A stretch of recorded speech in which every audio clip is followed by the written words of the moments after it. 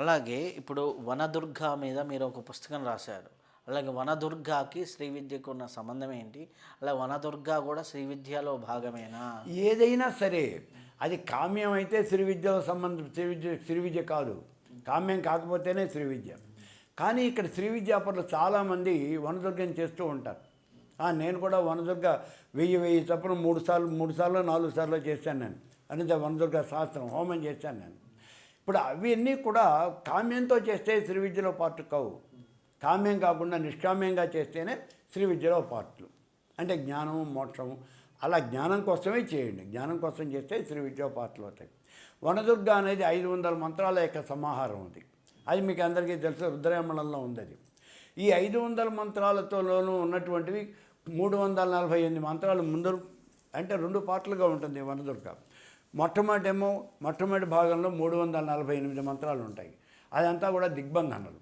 రెండవ భాగంలోకి వచ్చి 348 చెప్తే 152 మంత్రాలు ఉంటాయి. అవి కేవలం మహామంత్రాలు. అవి మహామంత్రాలు. కాబట్టి ఇక్కడ ఏదైనా సరే మనం 300 మంత్రాలు, ఈ 500 మంత్రాలు మనం దాన్ని చేయటం అనేది జరుగుతుంది. అవి శ్రీ విద్యలో భాగం. అంటే ఇందాక మనం చెప్పుకున్నట్టుగా అవి శ్రీ విద్యలో నిష్కామ్యం అయితేనే భాగం, కామ్యం అయితే మాత్రం ఏది శ్రీ విద్యలో భాగం కాదు.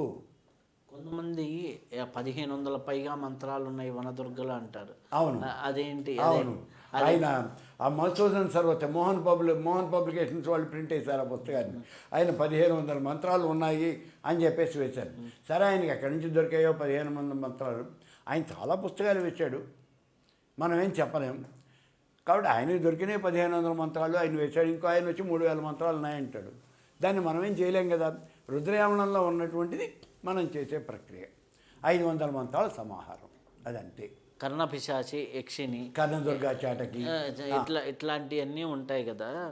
ఇవన్నీ కూడా శ్రీ విద్యా మంత్రాల కింద చెప్పుకుంటున్నారు. ఇవన్నీ శ్రీ విద్య కిందకు వస్తాయా? ఇవి చేసిన వాళ్ళకి శ్రీ విద్య ఫలిస్తుందా? శ్రీ విద్య చేసిన వాళ్ళకి ఆ మంత్రాలు ఫలిస్తాయా? అసలుకి దీనికి దానికి ఏంటి? యక్షిణీ మంత్రాలు, కర్ణ మంత్రాలు ఎందుకు వచ్చాయి? అసలు విశేషం ఏంటి? ఇవన్నీ కూడా డిఫరెంట్ లెవెల్స్లో ఉండేటటువంటి అతీతమైన శక్తులు. ఇప్పుడు మనం లోకంలో సూక్ష్మజీవుల దగ్గర నుంచి పశువులు, పక్షులు ఇవన్నీ ఉన్నాయి కదా. వాటికన్నా మనం హయ్యర్ లెవెల్లో ఉన్నాం కదా. అంటే వాటి స్థాయి వేరు, మన స్థాయి వేరు. వాటికి ఉన్న శక్తులు వేరు, మనకున్న శక్తులు వేరు. అలాగే మనకన్నా హయ్యర్ లెవెల్లో ఇంకా చాలా జీవులు ఉన్నాయి, చాలామంది చాలా ఉన్నాయి. అవి ఏమిటి అంటే దేవగంధర్వ, యక్ష, కిన్నర, కింపురుష, సిద్ధ, సాధ్య గణాలు. ఇంకా మనకి తెలిసినవి. మనకి తెలియని గణాలు ఇంకా చాలా ఉన్నాయి. రాక్షసులు, పిశాచాలు ఇవన్నీ కూడా చాలా ఉన్నాయి. పిశాచాలు ఉంటే దయ్యాలు పిశాచాలు కాదు, దేవతల్లోనే ఒక కేటగిరీ. అలాంటి వాటి ఇప్పుడు మనం కర్ణ పిశాచి, అలాగే మనం ఉచ్చిష్ట గణపతి కూడా ఆ పిశాచాలకు చెందినటువంటి వాడే అని చెప్పి మనం దాన్ని చేస్తూ ఉంటాం. ఇలాంటివన్నీ కూడా డిఫరెంట్ లెవెల్స్లో ఉన్నాయి. వాటికి కొంత పరిధి అనేది ఉంటుంది. మనకి కొంత పరిధి ఎలా అయితే ఉన్నదో వాటికి కూడా కొంత పరిధి వరకే ఉన్నది.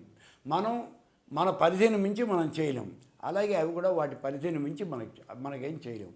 అవి మనకి ఎంతవరకు చేయగలవు అంటే ఈ పిశాచీలు, ఇప్పుడు ఈ యక్షిణీ విద్యలు, ఇవి జరిగిపోయినటువంటి విషయాలు, కర్ణ పిశాచి జరిగిపోయిన విషయాలన్నీ మనకి చెప్పగలం. జరగబోయే విషయం చెప్పు, వాడికి తెలియదుగా. వాడికి తెలిసిన విషయం చెప్తుంది, వాడికి తెలియని విషయం అది చెప్పలేదు. కాబట్టి జరగబోయే విషయాలు అవి చెప్పవు. అవి నేర్చుకున్నటువంటి వాడు ఇక్కడ ఒక్కటే విషయం ఉన్నది. అవి నేర్చుకుని బాగుపడినటువంటి వాడు ఎవడన్నా ఉన్నాడా? అవి శ్రీ విద్యలో భాగం కాదు. అవి సెపరేట్ విద్య. అసలు అది నేర్చుకుని బాగుపడినటువంటి వాడు ఎవడైనా ఉన్నాడా? ఎవడూ లేడు. ఎందుకనంటే వాటిల్లో సంపాదించినటువంటి డబ్బులు ఆ రోజుతో ఖర్చు అయిపోవాలి. ఇంకా అవి నెక్స్ట్ ఆ మర్నాటికి ఉండవు. ఒకవేళ ఆ డబ్బులు నీ దగ్గర ఇంకా మిగిలి బ్యాలెన్స్ ఉంటే ఆ దేవత మళ్ళీ నీకు పలకదు. ఆ డబ్బులు ఖర్చు అయిపోయేదాకా నీకు పలకదు. నువ్వు 100 రూపాయలు సంపాదించావంటే 100 రూపాయలు ఖర్చు పెట్టాయి. కాబట్టి పొద్దున్న సంపాదించిన డబ్బులు రాత్రి ఖర్చు అయిపోతాయి. నువ్వు తినడానికి ఏముండదు, రాత్రి కడుపులో కాడు పెట్టు పడుకోవటమే, మళ్ళీ మర్నాడు మళ్ళీ సంపాదించుకోవటమే. ఇలా వచ్చేప్పటికి వాడికి ఈ విద్యలు కొంతకాలమే పనిచేస్తాయి.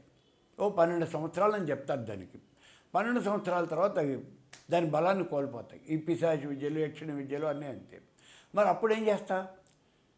అండ్ వన్ మోర్ థింగ్ ఏమంటే యక్షిణి విద్యను ప్రాక్టీస్ చేసేవాడికి భార్య పిల్లలు ఉండరు అనేటువంటిది చాలా బలంగా చెప్తూ ఉన్నటువంటి విషయాలు ఇవి.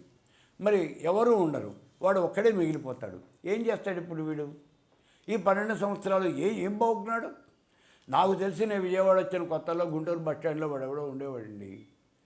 మేము బస్ ఎక్కగానే చెప్పేవాడిని, జేబులో డబ్బులు ఉన్నాయనేవాడు. వాడిని మీ అమ్మ పేరుది, మీ నాన్న పేరుది అన్నీ చెప్పేవాడు. ఓ 10 రూపాయలు ఇయ్యనేవాడు. ఆ 10 రూపాయలతోనే వాడి జీవితం గడుపుతూ ఉండేది. సాయంత్రం ఏంటంటే ఆ బస్ స్టాండ్లోనే ఓ అరుగు మీద తల కింద చేయబెట్టి పడుకునేవాడు. మరి ఏమిటి బాగుకున్నాడు వాడు? ఉంటే నీకు మంత సాధన చేస్తే అయితే నీకు ఇహం రావాలి, లేదా పరం రావాలి. అంటే నీ డబ్బులు ధనధాన్యాలు భోగభాగ్యాలు రావాలి, లేదా నీకు మోక్షం రావాలి. ఏది లేకుండా నీకు ఎందుకు ఈ బాగా చేసి ఏం చేస్తావు నువ్వు? చివరికి ఏమిటి అంటే దిక్కులేని తావు ఎక్కడో కాలో ఆ రోడ్డు పక్కన ముడుక్కాలో దగ్గర పడి చచ్చిపోయాడు వాడు. మున్సిపాలిటీ వాళ్ళు తీసుకెళ్ళారు. మరి ఏమిటి సాధించావు ఈ మంత్రాలతో? అందుకే ఎవరు చెప్పినప్పటికీ కూడా ఈ కర్ణ పిశాచి, ఇట్లాంటి పిశాచి విద్యలు, యక్షిణి విద్యలు వీడి జోలికి వెళ్ళకండి. ఇవే కాదు, ఇంకా కొన్ని ఉన్నాయి. ఇప్పుడు మీరు ఇందులో శాబర మంత్రాలు కొన్ని ఉన్నాయి. ఇవి కోయ వాళ్ళు చేస్తూ ఉంటారు. గిరిజనులు కొంతమంది వాళ్ళు చేస్తారు. వాళ్ళకేం నియమాలు నిష్టలు ఉండవు. అసలు మన వాటిలో సోదమ్మాయి వస్తుంది. ఆ సోదమ్మాయి ఇక్కడ ఇదేదో వాయించుకుంటూ ఉంటుంది చూడండి. అది వాయిస్తూ మీకు సోదమ్మ సోయి చెప్తాను, సోది అంటుంది. అవి వెంకటేశ్వర స్వామి వరకు, అలవేల మొంగు వరకు వీళ్ళందరినీ పలుకుంటుంది. మీకు ఊహించనటువంటి విషయాలు కూడా చెబుతుంది. మీరు ఇచ్చే 5 రూపాయలు 10 రూపాయలు ఆ చాట్లో పోసే బియ్యం అదే దానికి బతుకు. పోనీ వీళ్ళు ఎవరైనా సరే ధనాన్ని సంపాదించిన వాడు ఇహంగానే పరంగానే సాధించిన వాడు ఎవరన్నా ఉన్నారా? మరి ఏమీ లేకుండా ఎందుకు ఈ కంచిగరుడి సేవ ఎందుకు? కాబట్టి అందులో ఇంకో విషయం ఏంటంటే వీళ్ళంతా కూడా నికృష్టమైనటువంటి సాగు తెచ్చారు. కాబట్టి ఆ విద్యల జోలికి వెళ్ళొద్దు అని మనం అందరికీ కూడా వినమ్రమై వాళ్ళకి మనవి చేస్తూ ఉన్నాం. ఎవరు అసలు ఆ విద్యల జోలికి వెళ్ళొద్దు, దానివల్ల ఉపయోగం లేదు.